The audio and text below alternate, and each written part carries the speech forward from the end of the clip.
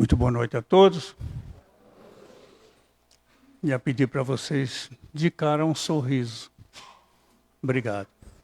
A nossa casa hoje está em festa.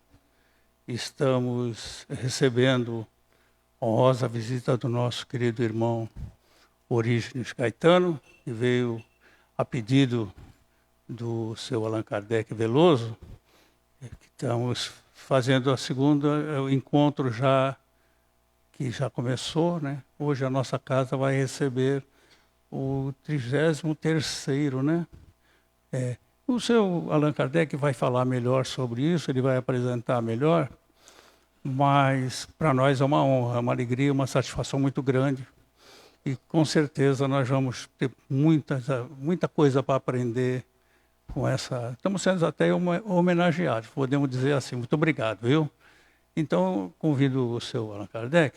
Poucas palavras, porque quem vai falar mesmo é o palestrante da noite. Mas o Allan Kardec vai apresentar alguns detalhes a respeito do mês espírita.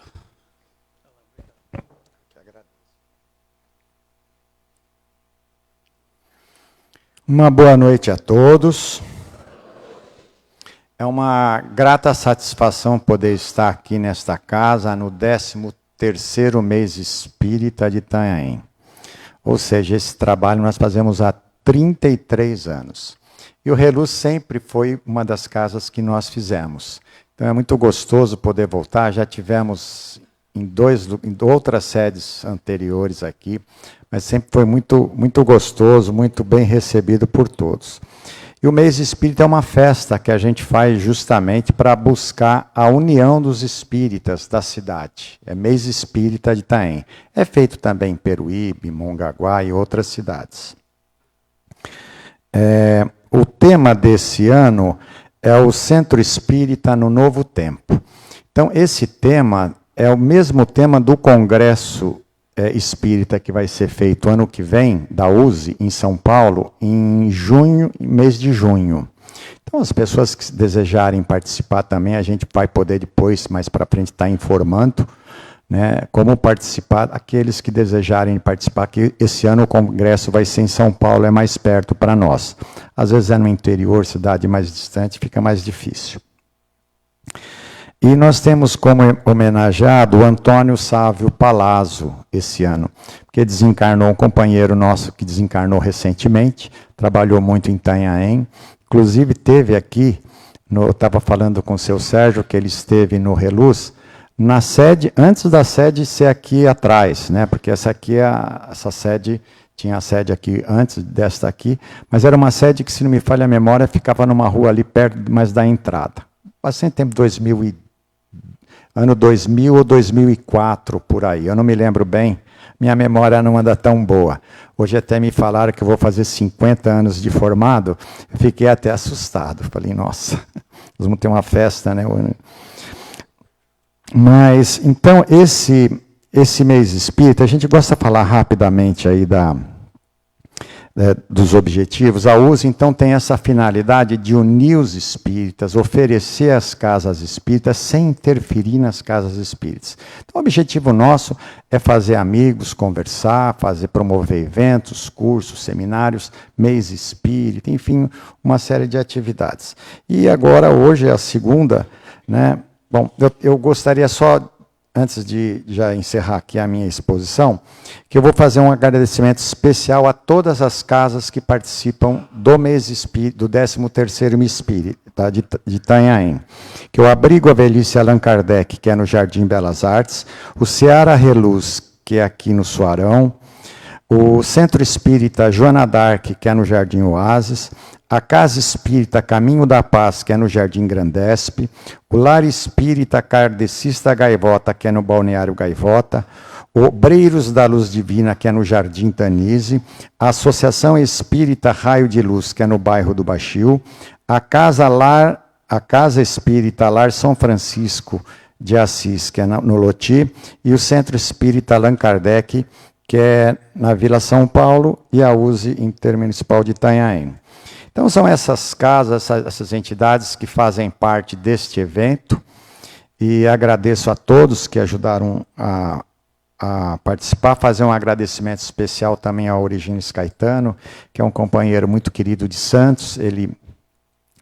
O Origenes Caetano é do Centro Espírita Monteiro de Barros e faz parte também da AME, Associação Médica Espírita. Mas é um companheiro querido, já esteve aqui nesta casa também.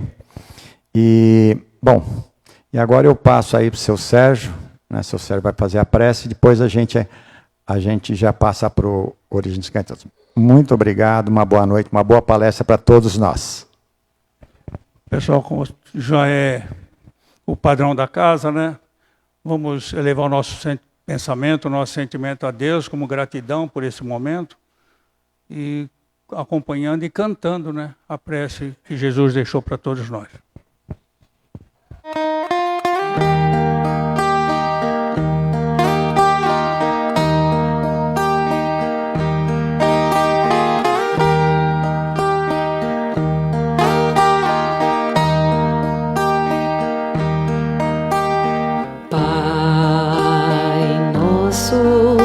Estás no céu, santificado seja o teu nome. Venha a nós o teu reino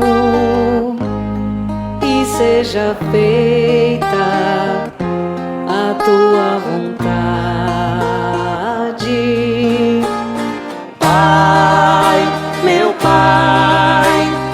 Pai do céu, meu Pai do céu, eu quase me esqueci que o teu amor vela por mim, que seja feito assim.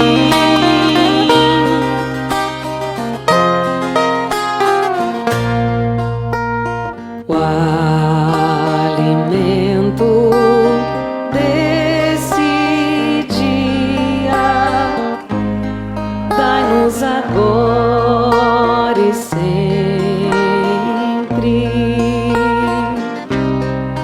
perdoai as nossas ofensas de um modo maior com que perdoamos.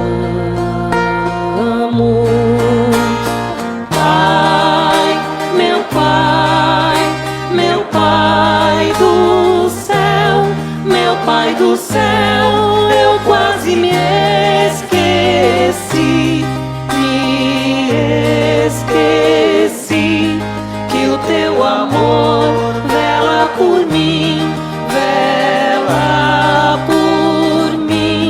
que seja feito assim.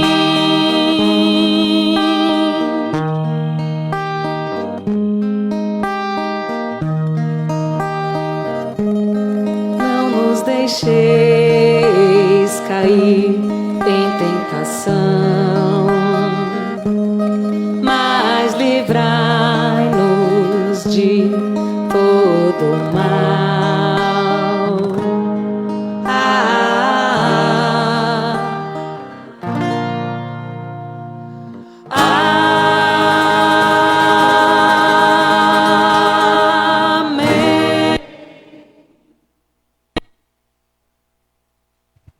Então, com as nossas vibrações amorosas, para o nosso convidado da noite. Vou falar menos porque hoje o microfone é para ele.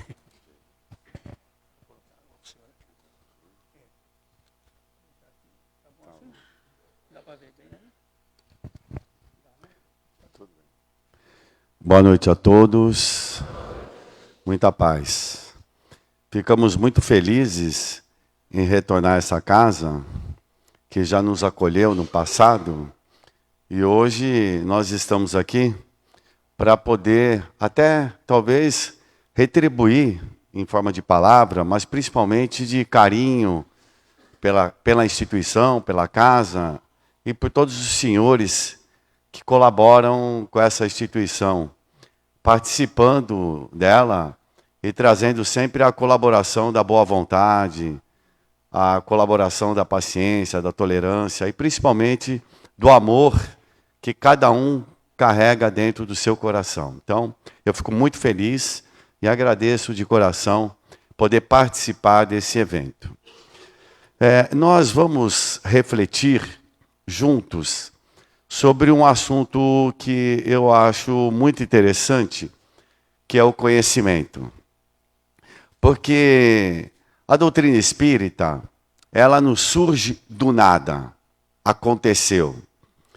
Devemos compreender que nós, seres humanos, estamos buscando e conquistando todas essas benesses que hoje nós desfrutamos há milhões de anos.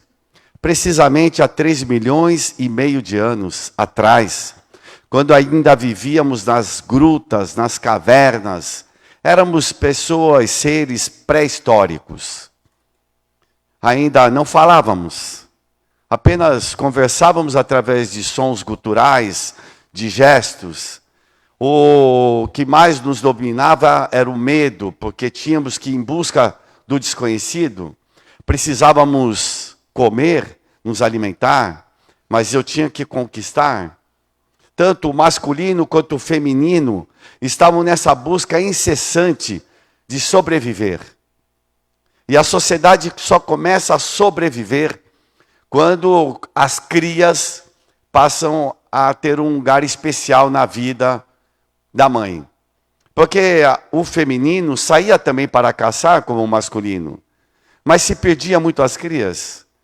Somente quando ela percebeu a necessidade de estar próxima e mantê-la dentro de uma caverna, protegida, amparada, onde aconchega no seu peito, e aí inicia uma nova transformação no ser feminino. Ele começa a despejar substâncias endorfinas do amor maternal.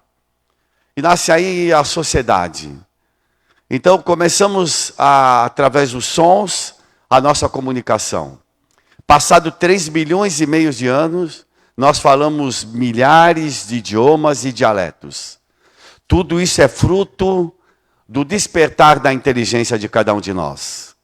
Hoje, cada um de nós somos vitoriosos, porque estamos todos nessa trajetória, na busca da consciência pacificada. Então é interessante que nesse caminho que nós traçamos, nessas existências que nós vivemos, nós vamos adquirindo experiências, maturidade. E isso vai nos tornando pessoas diferentes do que éramos há tanto tempo atrás. Ora, se existiu lá no começo do nosso planeta Terra um ser unicelular, porque nós somos seres complexos, os espíritos nos informaram, fomos criados simples e ignorantes. Ora, o que é simples? Uma célula é simples. Uma ameba, um ser unicelular. Se colocarmos uma célula aqui, uma ameba, junto com o corpo aqui do Caetano, vocês percebem diferença? Por favor, digam que sim, porque eu vou ficar meio assustado. São trilhões de células que se organizaram, que se estruturaram em órgãos, tecidos, sistemas, através do intelecto que nós fomos buscando e desenvolvemos toda essa complexidade, fruto de cada um de nós. Por isso que se cada um, ou se uma pessoa falar mal da sua vida, entrar num quadro depressivo, devemos tomar cuidado. Porque o comandante não está bem, está dando comando para todas as células. A vida não vale nada. Eu não estou bem e eu penso até em tirar minha própria vida. Todas as células automaticamente recebem essa informação e elas se deprimem. Mais difícil se tratar, se curar. Então, nessa caminhada nossa, nós fomos desenvolvendo o nosso intelecto, a nossa inteligência. A partir até vamos adquirindo os bem-estar que nós temos hoje. Mas para que tenhamos uma ideia do conhecimento humano, vamos pegar uns 2.600 anos atrás.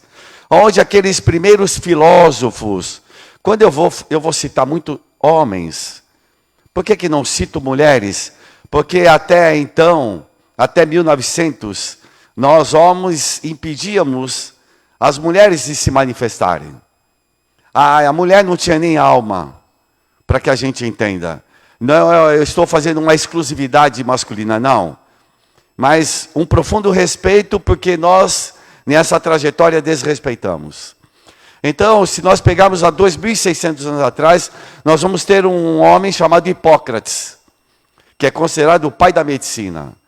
Hipócrates vai nos dar informações preciosíssimas, que até hoje nós temos dificuldades de aplicá-las.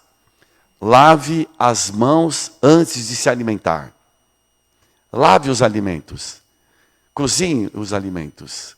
Coisas básicas. Mas principalmente, higienize a sua mente. O Espírito André Luiz diz assim: antes de defumar o ambiente, higienize a sua mente. Hipócrates chamava a atenção de todos nós, porque vai mostrar para a gente que o pensamento, ele tem uma força imensurável, que às vezes nós não temos imaginação para acreditar nisso. E Hipócrates vai iniciar uma nova linha de raciocínio de pensamento na Grécia Antiga. Nós poderíamos citar 2 cidades, porque nós somos frutos dessa educação. Nós somos frutos dessa educação. A educação, por exemplo, de Esparta. Esparta era o militarismo, a disciplina, a coragem. Estudamos nessas escolas. Nós entrávamos, principalmente o masculino, com 7 anos de idade, e iríamos sair com 21 anos de idade, cidadãos plenos, para vivenciar e defender a nossa pátria, as nossas terras, a nossa dignidade. Mas nós temos uma outra escola, que é a escola de Atenas. Atenas vai desenvolver a arte, o belo, o ideal, o imaginário. Então nós vamos ter toda a arte, desde aquela ciência oral, que era tudo oral, poucos sabiam escrever. Também das artes da música, do teatro, da literatura. Então nós vamos ter 2 escolas diferentes. Nós teremos em Cós e Quinidos, onde uma traz a espiritualidade e a outra vai falar sobre a materialidade. Desde o início, nós sofremos essas 2 influências. Com o passar do tempo, nós fomos fazendo escolhas, porque surge uma escola, que é a escola de Quinidos, que sai um médico chamado Galeno. E Galeno vai trazer uma escola que vai falar muito da matéria, que vai falar muito da experiência, que vai falar muito dos sintomas. E essa escola, a escola de Quinidos, vai perdurar por 1.300 anos, que vai desencadear na alopatia. E a outra escola, que vai falar sobre a espiritualidade, é a escola de Paracelso. E Paracelso vai nos trazer aí informações sobre a espiritualidade, sobre a energia que nós temos e que possuímos. E que essa energia é um potencial de força para ser usado. Temos a energia vital, que nos dá a vitalidade.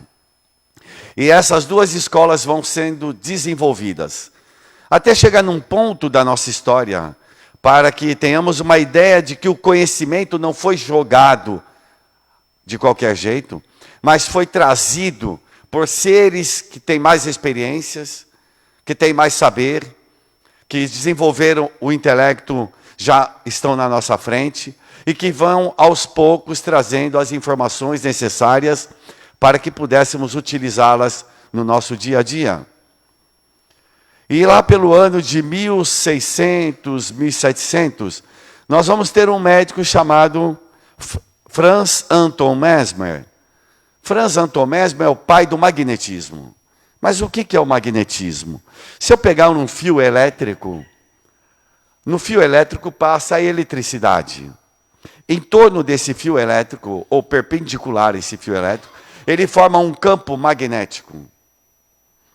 E Mesmer descobriu que todos os seres vivos, ele pesquisou primeiro os minerais e depois foi para os seres vivos.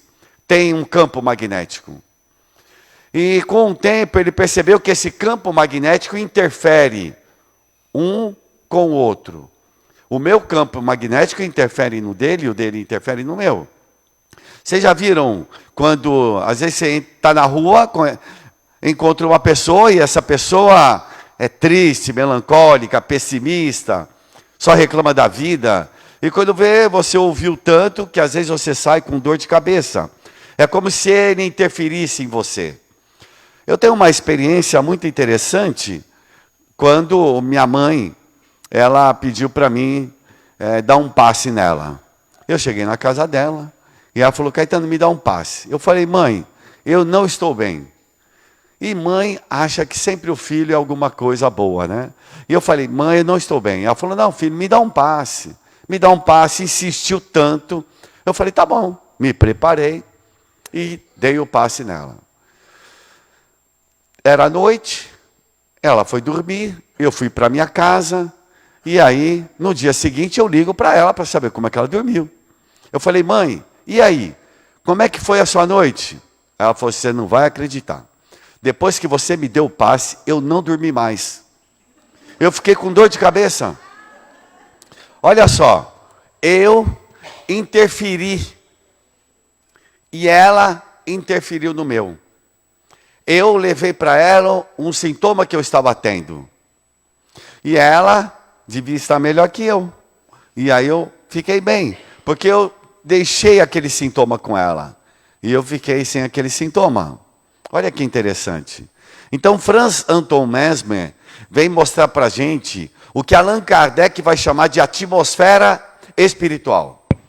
Todos nós temos temperamentos, né? Olha, um temperamento jovial, olha, um temperamento senil, olha, um temperamento alegre, feliz, o outro um temperamento nervoso, né? Ácido, que às vezes as pessoas falam. Então, esse temperamento está aqui em torno de mim. Aonde eu vou, eu carrego ele. Por isso que quando você quer interferir no pensamento de alguém, você consegue. Você consegue. Mas será? Olha, não sou eu que estou falando isso. Existiu aqui, no planeta Terra, um espírito puro. Puro, puro, puro. De nome Jesus. E quem falou isso foi Jesus. Ele perguntava, queres que eu cure? Ele perguntava, é lógico que eu quero que cure. Então, a fé é tua. Você acredita? Você tem certeza disso? E quando a pessoa utiliza a verdade, ela acredita. Porque a fé, ela é fruto principalmente do conhecimento. Porque eu sei. E ninguém me tira isso. Se eu pegar esse livro e soltar, o que vai acontecer? Vai cair. Será? Nós estamos num centro espírita, às vezes não cai, hein? É umas coisas doidas acontecem aqui, hein? Ele vai cair por quê? Porque eu sei. Eu sei da gravidade. Nós já estudamos isso. Então eu sei que aqui a gravidade facilita a queda. Mas se tivesse lá na estratosfera, ele não cairia. Então eu tenho fé que ele vai cair. Por isso que o Espiritismo vem trazer a fé raciocinada, pensada. Não creia em Deus por crer. Eu sei de Deus. Porque aqui nós temos leis perfeitas. Nada pode me acontecer que não tenha sido eu o causador do que me acontece hoje. Nada pode me acontecer que não tenha sido eu o causador do que me acontece hoje. Hoje, tudo que acontece comigo hoje é decorrente de algo que eu fiz ontem. Deu para entender isso? Não existe injustiça na lei de Deus. Não existe. Tudo é perfeito. Existe injustiça entre nós, mas nas leis divinas não. Eu não posso passar por nada que não seja para o meu crescimento espiritual.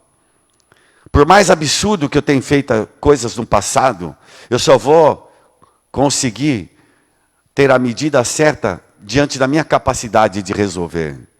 Porque Jesus afirmou, não, ninguém vai carregar um fardo maior que possa aguentar.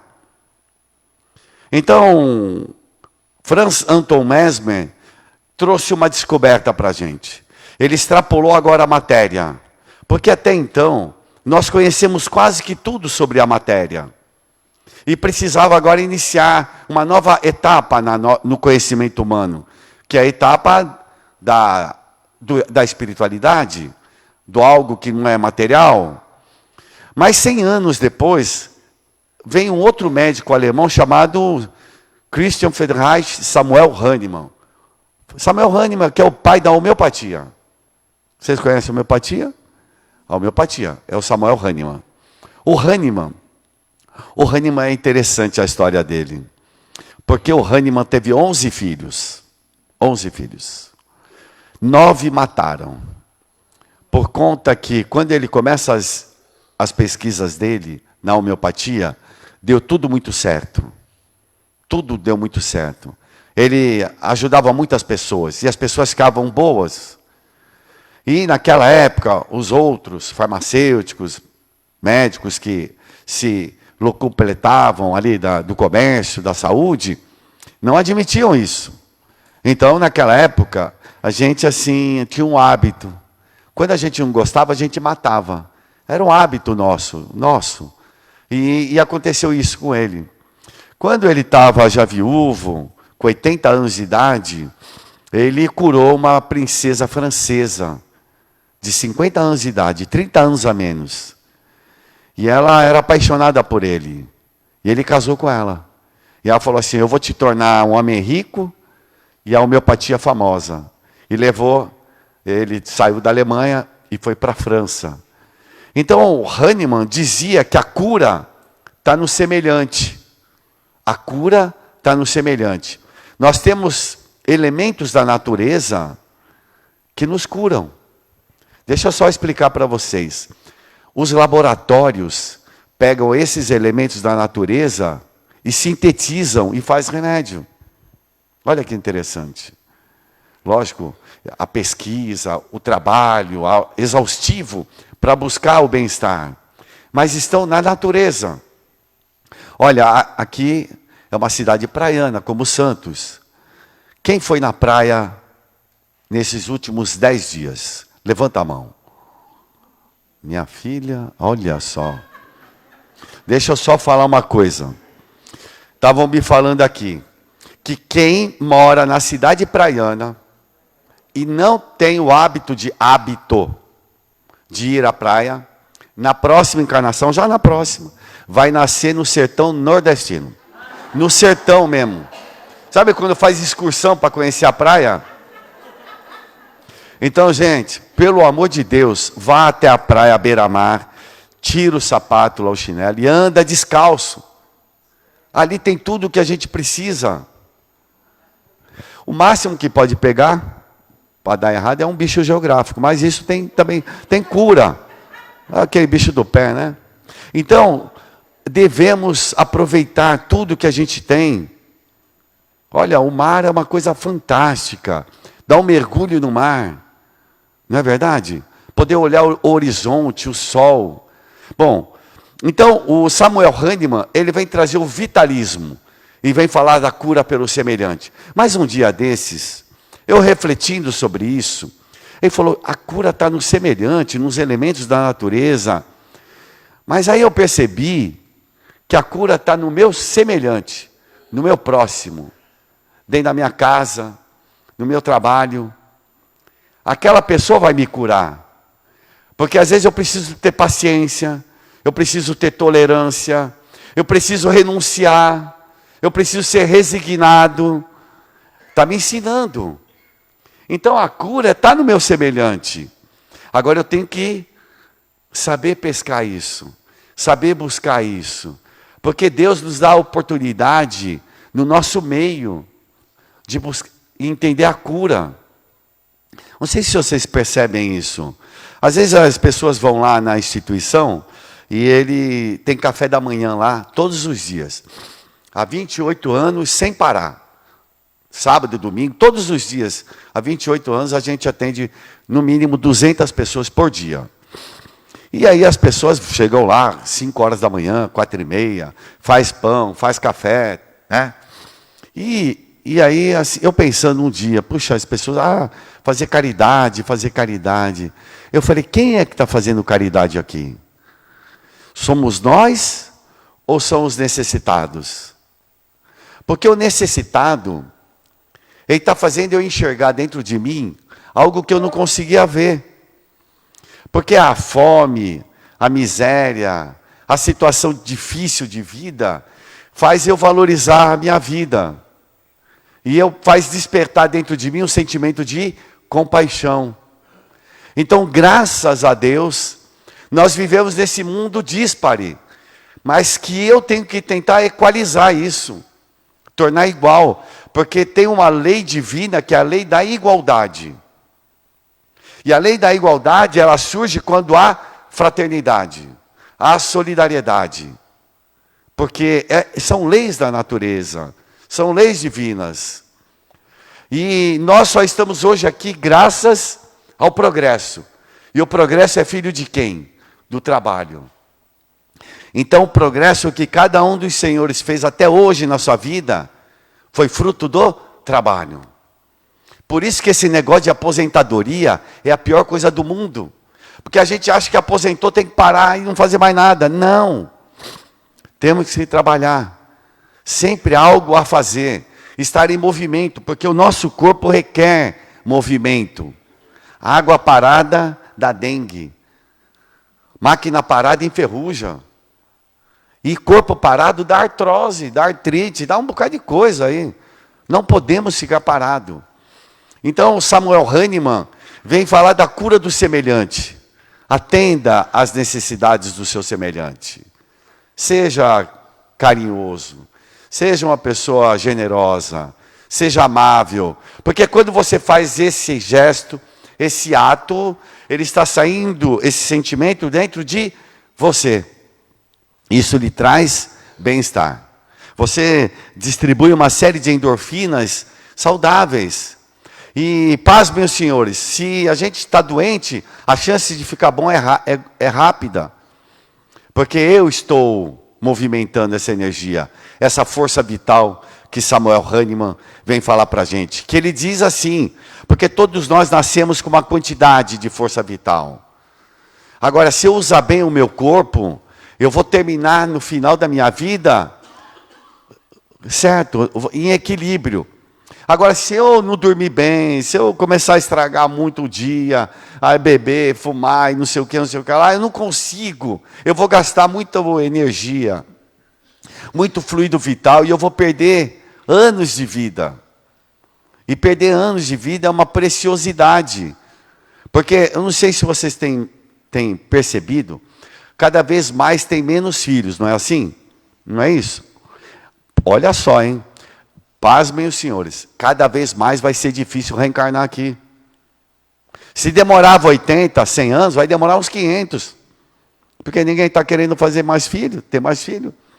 Então, devemos aproveitar todos os instantes, porque a gente não sabe qual é o dia que eu vou ser chamado para retornar e não morrer. O que é morrer se eu nasço para onde eu vim? Eu estou nascendo para o mundo espiritual. Então, a doutrina espírita, que agora é o próximo passo, nós tivemos Mesmer 1700 e pouco, nós tivemos 1796 Hahnemann, e nós vamos ter 1857 a doutrina espírita, que agora vem falar sobre o espírito.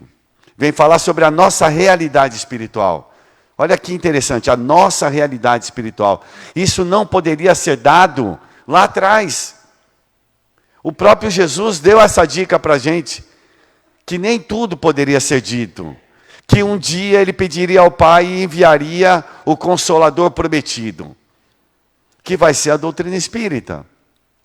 E a doutrina espírita, ela surge no momento onde a crença em Deus, a possibilidade da manifestação divina no coração dos homens, estava muito ruim. que estava vigendo o materialismo, tínhamos passado pela Revolução Francesa, a Europa era rica, era o berço do conhecimento, e precisava agora a gente renovar esse conhecimento.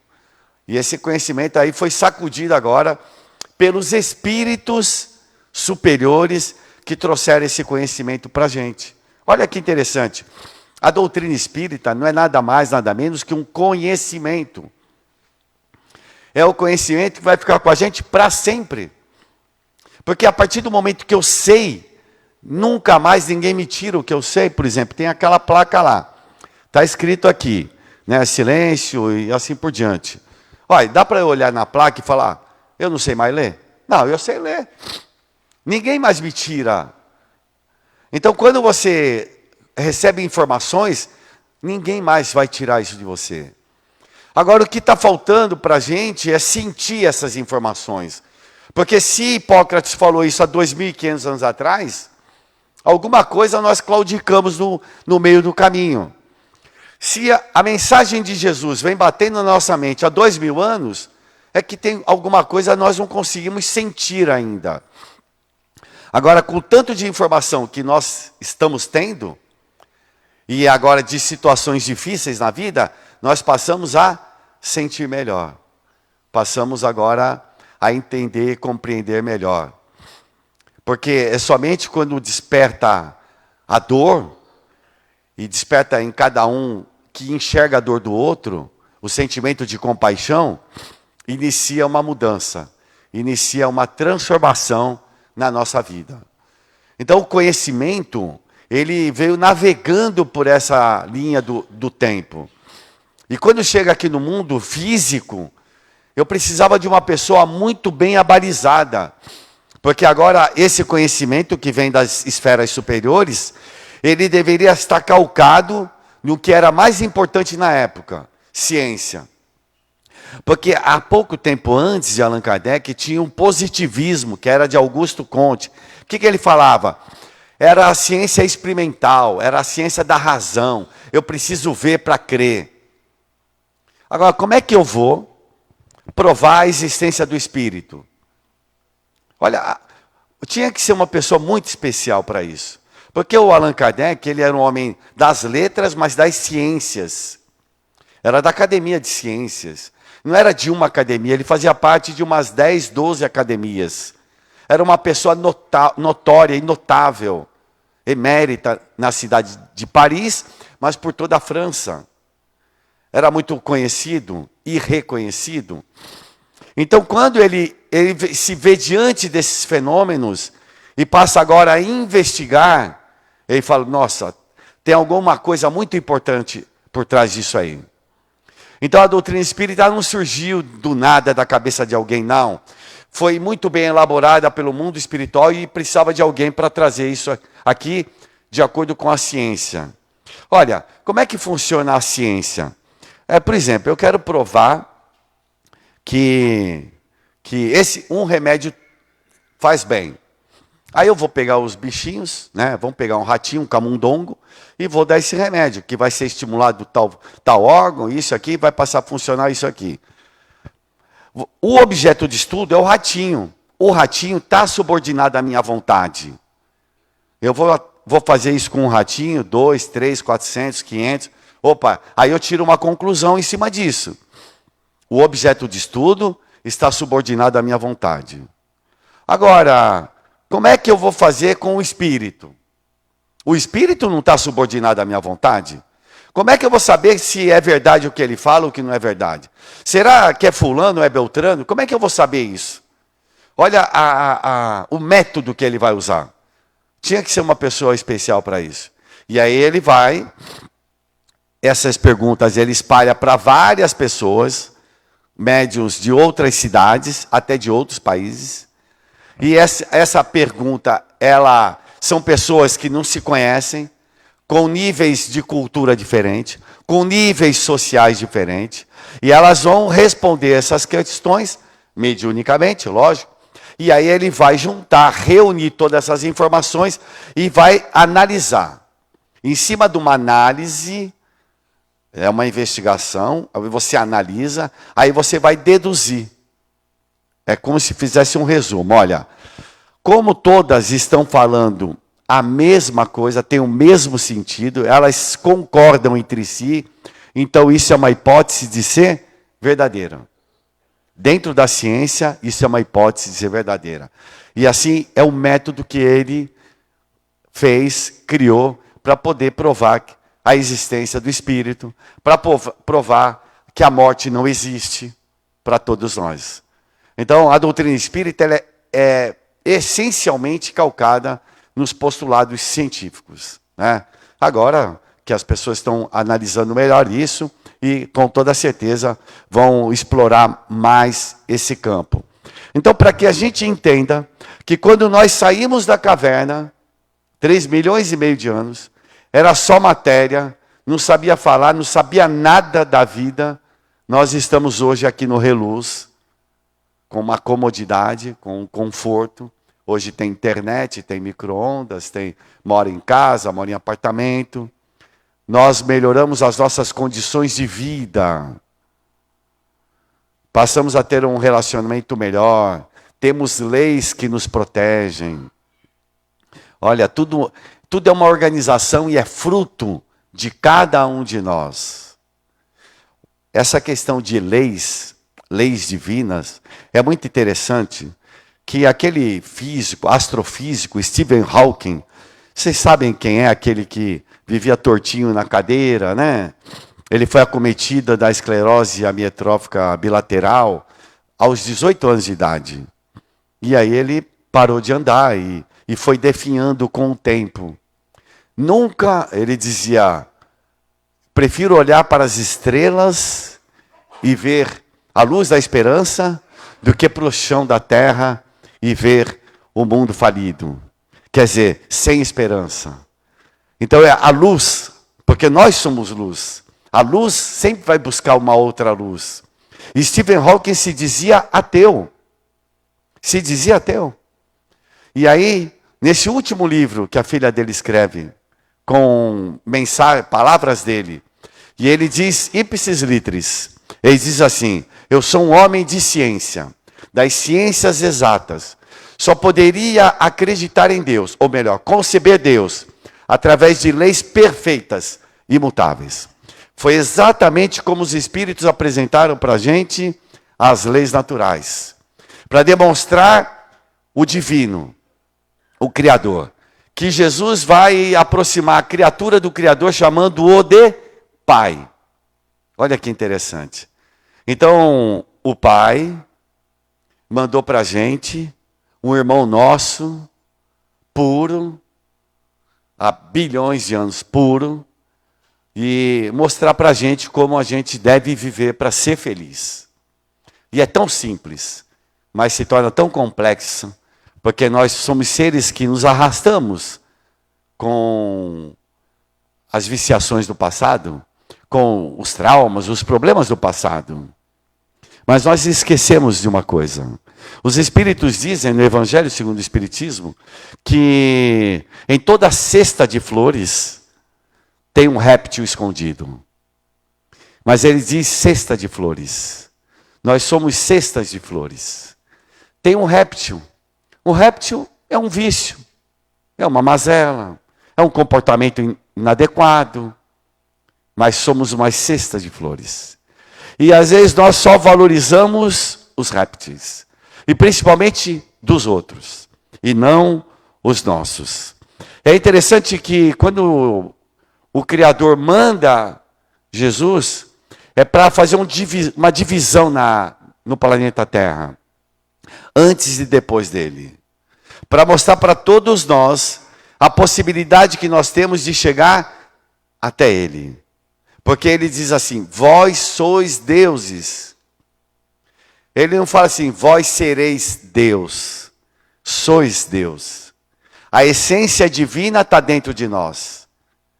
A alegria está dentro de nós. O amor está dentro de nós. Agora eu tenho que fazer com que isso floresça. Porque eu sou um cesto de flores, segundo os Espíritos.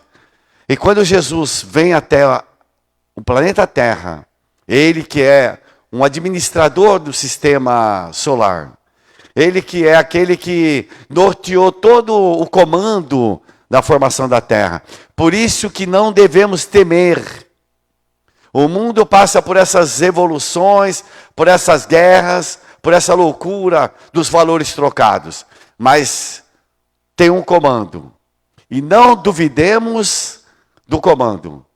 Porque a hora que é necessário, o comando, ele dá a sua voz. E as coisas acontecem. Porque cada um tem uma função. Então, se um fulano é senador, deputado, vereador, ele tem a função dele. Não queremos nós fazer as funções dele. E nem reclamar da função dele. Ele tem essa incumbência e é responsável por isso. Eu tenho a minha função na terra. Como marido, como pai, como filho, como trabalhador, como profissional, como voluntário numa instituição. É isso que eu tenho que me ater aos meus problemas. Porque às vezes eu salvo lá fora e perco aqui dentro.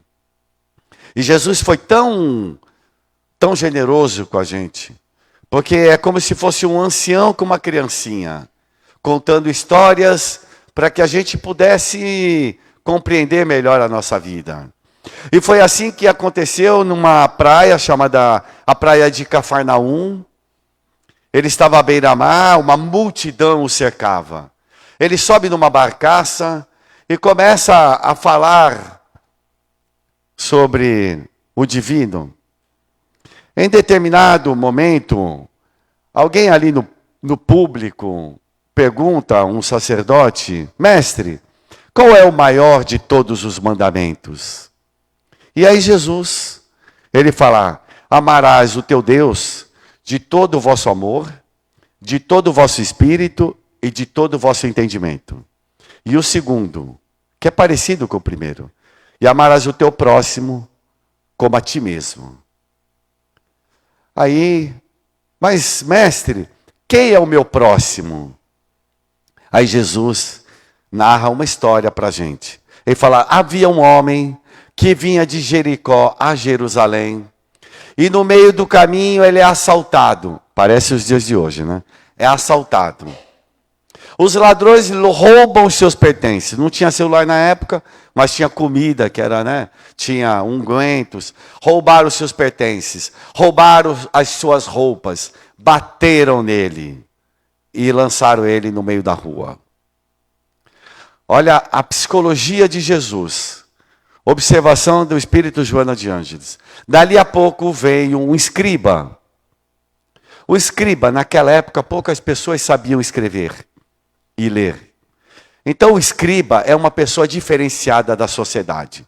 E Jesus pega, dali a pouco vem o escriba, e o escriba passa no meio da rua e atravessa o outro lado da calçada. E ele é indiferente àquela situação. A indiferença é um dos piores sentimentos humanos. É como dizer assim: eu não estou nem aí para você. Eu não importo com você.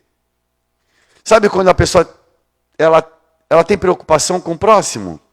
Ela não aguenta passar numa rua, ver alguém jogado, como Madre Teresa de Calcutá. Ela tinha que pegar, recolher, cuidar e assim por diante. Mas o escriba foi indiferente àquela situação. Aí Jesus vai lá e fala assim: dali a pouco vem um sacerdote. O sacerdote é o homem que faz a ligação do céu com a terra. Sabe ler, conhece as escrituras e tinha por dever ajudar. E o sacerdote passa pelo homem, atravessa a rua. E foi indiferente àquela situação. Aí Jesus pega pesado agora. E aí falou: dali a pouco vem um samaritano. Não sei se os senhores sabem, o samaritano era odiado pelo povo judeu. Porque quando, na época do rei José, das 10 tribos do rei José de Israel, uma das divisões foi a Samaria, ou Samária, onde viviam esse povo hebreu, mas que se misturava com os gentios, que tinha uma própria interpretação dos textos sagrados, que construiu um próprio templo, não ia até Jerusalém. Isso era uma ofensa mortal aos judeus ortodoxos. Então o samaritano, ninguém gostava dele. Tanto é que quando você via um samaritano na rua, o judeu viu um samaritano, ele pegava, olhava para o lado e cuspia no chão e dizia: raca, pessoa de má vida. Olha quem Jesus pega. Aí vem o samaritano e é tomado de compaixão. Compaixão é eu sentir a dor do outro, eu me colocar no lugar do outro. E o samaritano foi tomado de compaixão. Foi lá, pegou aquele homem, levou uma hospedaria, deu banho nele, vestiu ele, passou um unguento, deu comida, deu vinho. E foi no dono da hospedaria, falou: amanhã eu volto. Se houver algum gasto a mais, no dia seguinte eu ressarço. E aí Jesus, não era fácil, né? Ele pergunta para a multidão: quem é o próximo dessa história? Aí o judeu teve que falar: é o samaritano. Teve que engolir seco, porque foi o samaritano que deu o exemplo. Mas é tão interessante que depois de 1860 anos, 1830 anos, esse mesmo Jesus vem aqui, no Evangelho segundo o Espiritismo, capítulo 5, Cristo Consolador, e vai dar uma mensagem para a gente. E aí vai falar assim: espíritas, eis o primeiro ensinamento, amai-vos. Eis o segundo ensinamento, instruí-vos. Jesus colocou o amor na frente da instrução. Porque há 2000 anos atrás, veio o religioso, não fez nada. Veio o intelectual, não fez nada. Veio um cara do povo e ajudou. É como se ele falasse assim: não importa se você é religioso, não importa se você tem uma religião, não importa se você é analfabeto, o que importa é que você tenha compaixão, que você tenha coração, que você atenda às necessidades do outro. Porque as necessidades do outro são as suas necessidades. E nós nos espelhamos no outro. Então, quando eu atendo, não tenho compaixão do outro, é como se eu não tivesse compaixão comigo. Por isso que a cura pelo semelhante está no meu semelhante. É interessante para que nós possamos analisar e compreender melhor a doutrina espírita que vem nos apresentar Jesus agora de uma forma diferente. Para que a gente compreenda melhor esse ser. Que, segundo o autor francês Ernest Renan, ateu, dizia... Ele escreveu um livro chamado A Vida de Jesus. Ele conta, ele traça a vida de Jesus num raio de 300 quilômetros, aonde Jesus passou. E ele narra essa história. E ele diz que Jesus é um homem extraordinário, fora do normal. Porque ele não só promovia a cura do corpo, mas o bem-estar da alma. A pacificação da nossa alma. E ele recomendou para a gente: olha, quando você estiver 2 ou mais em meu nome, aí eu estarei. A presença de Jesus é o comportamento de Jesus. Quando fala segue Jesus, é a conduta que ele tem na vida. Para de ficar olhando o cisco no olho do outro e olha a trave que tem no teu olho. Para de ficar vendo o Facebook do outro, MSG lá, como é que é? WhatsApp, a vida, Instagram do outro. Não vai crescer nada a tua vida. A espiritualidade inferior, ela não é boba. Ela pega a gente de soslaio. Agora, paz, meus senhores, o TikTok são vídeos rápidos. Eles são tão rápidos e condicionam a gente às coisas tão rápidas que nós não temos mais paciência. Vocês já repararam?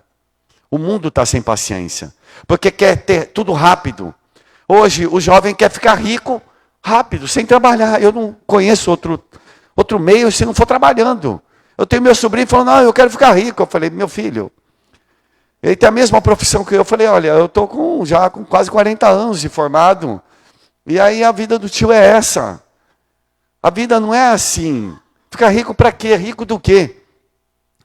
Tu morre amanhã com essa riqueza toda, vai fazer o quê no mundo espiritual? Nada. Isso só te atrapalhou na vida. Então, quando Jesus para de ficar olhando o cisco no olho do outro, olha, é tão simples, né? Mas parece tão difícil. Então, quando para que a gente possa encerrar, como eu não citei nenhuma mulher, mas eu me lembro nesse momento de Marie Curie, que descobriu um elemento radioativo e depois um outro elemento químico. Ela ganhou 2 Nobel. É a única mulher no mundo que ganhou 2 Nobel. Nós nunca demos importância a isso. E ela morreu por conta das pesquisas que ela fez durante a vida dela, toda dela, com radioativo. Outra lembrança de uma mulher notável que não apareceu na nossa história, a senhora Einstein, a mulher do Albert Einstein, onde ela era uma matemática exemplar, exímia. As contas ela que fazia. Eu falo isso porque eu li obras que relatam isso. Ela que era a do cálculo, porque o pai dela falou: minha filha, se você não estudar, e naquela época, na faculdade dela só tinham 2 mulheres, o resto tudo homens. E ela tinha a perna virada para trás. E o pai obrigava ela a estudar. Filha, se você não estudar, você nunca será valorizada na vida. E ela foi estudar. E quando ela casa com Einstein, dizem que os cálculos eram dela. Então, senhores, para que a gente entenda a maravilha de experiências que passaram para a gente. E nós poderemos encerrar que quando a gente está naquela momento, um momento nervoso, agitado, e um momento assim desesperador para uma mulher, que ela se encontra no meio de uma multidão masculina, ou uma pedra em cada mão, os homens ávidos a matar aquela mulher, e eles levam essa mulher diante de Jesus. Mestre, essa mulher foi pega em adultério. Diz a lei mosaica que ela deve ser morta, apedrejada até a morte. Eu não sei se os senhores têm ideia do que é matar uma pessoa a pedradas. Era assim que a gente fazia. Ela ficava aqui, cada um com uma pedra, e dá na cabeça, dá no olho e mata a pessoa. Engraçado que pegam a adúltera, mas não pegam o adulterador, até os dias de hoje. Para que a gente entenda que naquele momento, e que estavam sedentos para cobrar de Jesus um posicionamento que contrariasse as suas ideias, ou contrariasse a lei mosaica, e Jesus simplesmente, olhando para aquela mulher, nos fundos dos olhos, aquela mulher com o cabelo desgrenhado, translocada, mas faço um parênteses que tem um espírito chamado Alexandre de Jesus, através da mediunidade de Carlos Bacelli, ele diz que naquele momento que Jesus olha para aquela menina, para aquela mulher, ele vê uma menina de 12 anos de idade. E essa menina é órfã de mãe. Tem um pai que é um aproveitador, que entregou ela para um sacerdote sexagenário para trabalhar na sua casa. E o sacerdote, lógico que queria, e queria a todo custo, tê-la em seus lençóis. Tanto faz que consegue um dia. E quando consegue, descarta. Joga na rua e diz que é uma ladra. E a ladra, naquela época, não tinha guarida nem pela própria família. E vai encontrar a guarida lá, numa casa de ilusões, uma casa de prostituição. E é lá que ela vai ser criada, educada. E agora se encontra no meio daquela multidão. Sabia que ia morrer. E aí Jesus, escrevendo no chão, com a calma e a serenidade, ameaça a todos dizendo, ameaça no bom sentido, aquele que estiver sem pecado, atire a primeira pedra. Quem aqui não erra na vida? Quem não tem os seus deslizes no dia a dia? Todos nós. Uma das coisas mais importantes na nossa vida é o perdão. Perdoar-se das minhas faltas, das minhas mazelas. Entender que todos nós somos seres falíveis. Eu não posso deixar de amar a pessoa. Eu posso não concordar com o comportamento. Às vezes eu vejo pais perturbados com os filhos que usam droga. Não deixe de amá-lo. Entenda que ele está passando por um momento difícil. Você não compactua com a ideia, com o comportamento, mas nunca deixe de amá-lo. Porque água mole e pedra dura tanto bate até que fura. Não tenha dúvidas disso.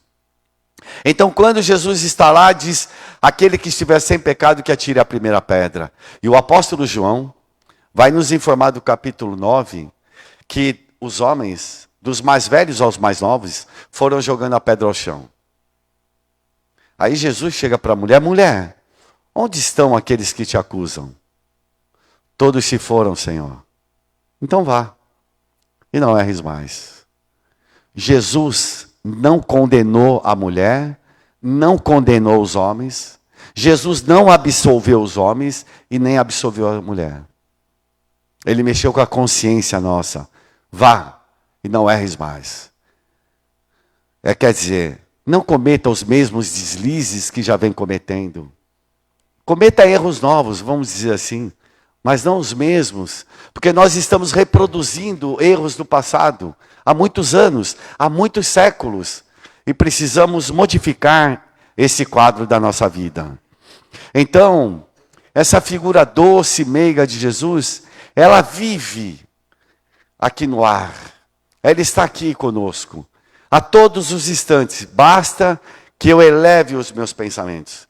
E eu elevando meus pensamentos, eu consigo parar e absorver essas informações preciosas da vida.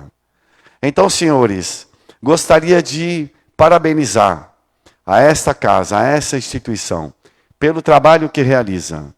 A USE, União das Sociedades Espíritas, que tem por finalidade unir as casas espíritas e unir nós espíritas, para que juntos possamos crescer, juntos.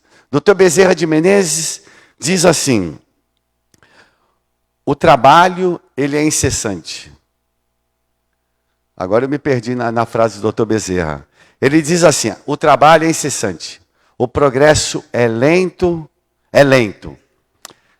Agora eu me perdi, não estou me recordando. Mas é como se falasse assim: devemos trabalhar incessantemente. Incessantemente. A unificação é lenta e progressiva. O trabalho é incessante. E precisamos trabalhar incessantemente para poder unificar os nossos corações. E um dia unir as nossas vozes. De uma única voz, que é a voz do amor. O amor que nós temos, cada um de nós, dentro do nosso coração. Que com toda certeza vai abrilhantar a nossa vida. Basta que você acenda a luz que está dentro de você. Um abraço a todos, fiquem com Deus e até uma próxima oportunidade.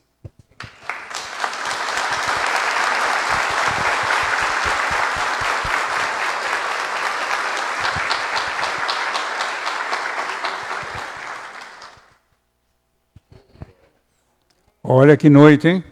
Inesquecível, né? Mais uma lá para nós. A nossa coleção, né?